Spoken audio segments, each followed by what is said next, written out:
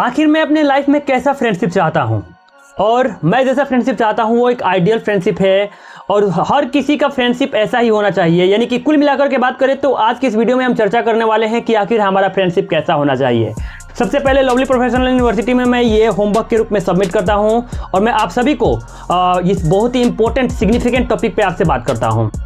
देखिए, फ्रेंडशिप एक ऐसा रिश्ता होता है जहाँ पे हमें सुकून मिलना चाहिए, जहाँ पे हमें चैन मिलना चाहिए, और फ्रेंडशिप एक ऐसा जगह होता है जहाँ पे हमें फिल्टरेशन की ज़रूरत ना पड़े। कोई भी रिश्ता हो, चाहे वो फ्रेंडशिप हो या कोई भी, उसमें दो चीज़ें तो बहुत महत्वपूर्ण होता है। एक होता है ट्रस्ट और एक होता है रिस्पेक्ट। ये आप सभी जानते होंगे कि सम्मान अगर नहीं हुआ, विश्वास अगर नहीं रहा तो फिर उस रिश्ते का फ़ायदा क्या। फ्रेंडशिप भी वैसा ही है। लेकिन ट्रस्ट और विश्वास के अलावा भी कई सारी चीज़ें होती हैं जो एक फ्रेंडशिप में बहुत ही ज़्यादा ज़रूरी होती हैं, क्योंकि फ्रेंडशिप में कई बार ये डर होता है रूल को ब्रेक होने का, और कई बार डर होता है अपने ही मूल्यों और मापदंडों से भटकने का।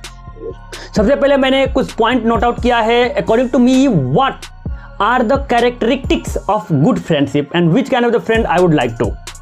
सबसे पहले तो है, फ्रेंड में बाउंड्री को रिस्पेक्ट किया जाना चाहिए। एक दूसरे की अगर कोई बाउंड्री है उसको ज़रूर सम्मान किया जाना चाहिए। अगर एक फ्रेंड कह रहा है कि मैं नॉनवेज पसंद नहीं करता हूं तो उसके इस विचार को बिल्कुल रिस्पेक्ट किया जाना चाहिए, और ना कि उसको पुश करना चाहिए कि नहीं तुम खा लो यार, तुम मेरे अच्छे दोस्त हो, एंड सो ऑन।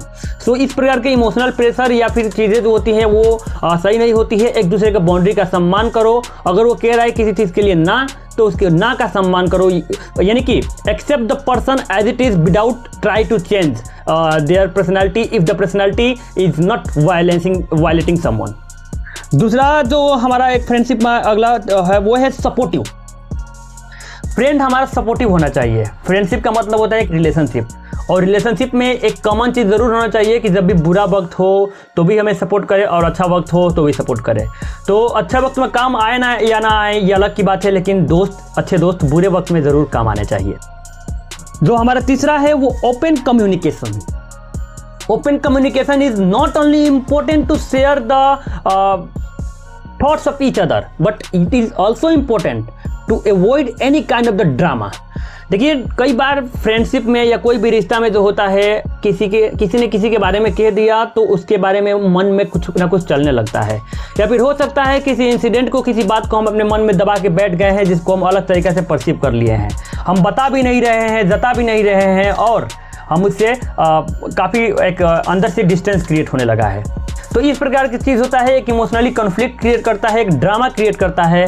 लेकिन यदि फ्रेंडशिप में ओपन कम्युनिकेशन हो तो ओपनली पूछा जा सकता है कि क्या आपने मेरे बारे में ऐसा कहा है, देखिए मुझे ये अच्छा नहीं लगता है, मुझे ये अच्छा लगता है। यानी कि जो भी चीज़ें वो क्लियर और ओपन कम्युनिकेशन होंगी तो इससे फ्रेंडशिप में दरार आने की संभावनाएँ और तनाव आने की जो प्रोबेबिलिटी है वो कम हो जाती हैं। तो इसलिए open communication is the key for any kind of the relationship. अब आइए बात करते हैं एक ऐसी चीज़ को जो आजकल के फ्रेंडशिप में बहुत ही कम देखने को मिल रहा है।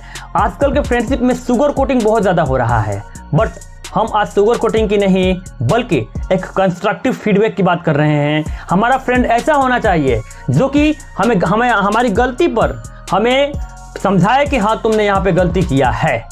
दो प्रकार के लोग होते हैं। पहले प्रकार के लोग तो वो होते हैं जो बैक बाइटिंग, यानी कि आपकी निंदा करते हैं या आपको आपके नज़रे में गिराने की कोशिश करते हैं, तुझसे ये भी नहीं हो सकता, वो भी नहीं हो सकता, एंड सो ऑन।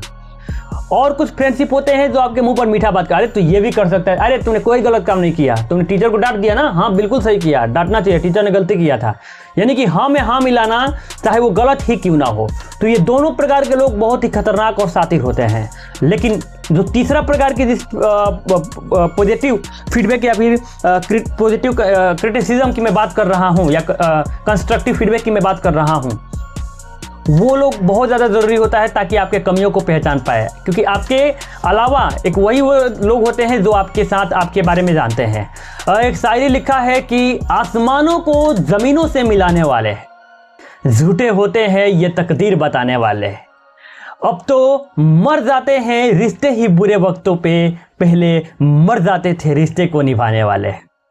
अपने ऐब बताने वालों को कभी मत खोना, कि अपने बुराई बताने वालों को खो मत देना, क्योंकि अब कहाँ मिलते हैं लोग आईना दिखाने वाले। इसीलिए अपने साथ कुछ ऐसे लोगों को जरूर रखें जो बिना डरे आपसे आपकी गलतियों को दिखा सके, बता सके, क्योंकि जब किसी ने आपके बारे में बताना छोड़ दिया, समझ लीजिए आपने सीखना और आगे बढ़ना छोड़ दिया। इसी प्रकार से हमारे फ्रेंडशिप एक ऐसा रिश्ता है जो हमें जीने की पर्पस देता है। फ्रेंडशिप हमें मोटिवेट करना चाहिए हमारे काम को लेकर के।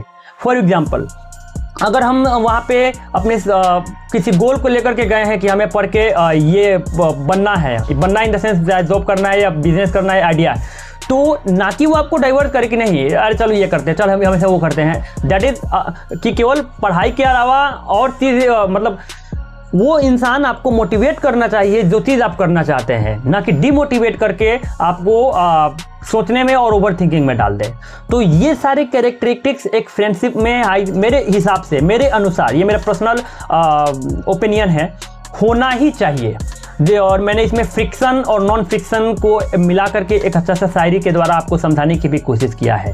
ये सारे जो साइकोलॉजिकल कैरेक्टरिस्टिक्स हैं वो एक इंसान के फ्रेंडशिप को लॉन्ग टर्म विजन देता है और उसको बहुत लंबा और अटूट बनाता है। इसलिए इन सारी बातों का ध्यान रखना चाहिए और मैं लवली प्रोफेशनल यूनिवर्सिटी में जा रहा हूं तो इस बातों का बिल्कुल ही ध्यान रखूंगा।